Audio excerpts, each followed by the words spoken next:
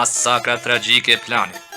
Me një pabesi stavo-bizantine tipike në llojin e vet, Kralj Nikola mori peng me Meçpenin, Çurnikën, Marashdelin dhe Det Lulashin, me qëllim që të siguronte suksesin ushtarak në Dugaxhin dhe të shpaguaj për humbjen e tij poshtruse të disa ditëve më parë.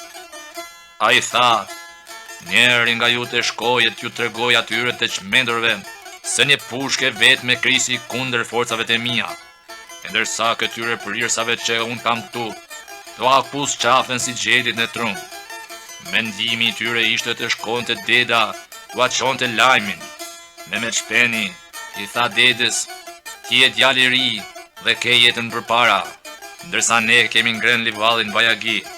Je djalë i vetëm dhe nuk duhet të shkimet hisja jote, sepse ne kur nuk do të vdesim me ma nder se sa sot. Shko djalë dhe thuaj Dugaxhinit për jetën tonë mos t'kinder. Thuaj se nuk duhet t'ja dorëzojnë armet armikut as për 3, as për 300 e as për 3000 krerë si ne." Ky ishte mesazhi i fundit që Meçpeni dhe shokët e tij u dërguan malsorve kur ishin të kryqëzuar për vdekjen në kampin e Cernëgorës. Trimi Det Lulashi nuk donte të ndahej nga shokët e tij. Si mund t'ju laun në kthetrat e xhelatit, i cili pret vetëm sinjalin e prorit për t'u prerë në besë. Meçpeni tha dedës: "Shko, det, shko, se Dugaxhini do ta laj gjakun ton dhe pa besia malazeze do të shkruhet në histori mot pas moti. Ata sot na pren në besë dhe atyre sot 1000 vjet s'do t'u besoj kush."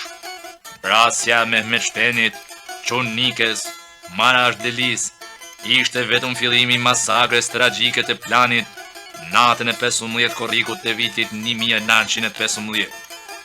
Malazezët me një barbarizëm prehistorik kryen një masakër kanibaleske, duke hyrë befasisht në të gjitha shtëpitë e planit. Pleq, gra e fëmijë i ngritën nga gjumi në mesnatën e vonë dhe zjarrin e votrave ja u lan me gjakun e tyre. Foshnjët në djepa i shpuan me bajoneta në sy të nënave, djemve të vrarë u kputën kryt dhe duart dhe ja u morën.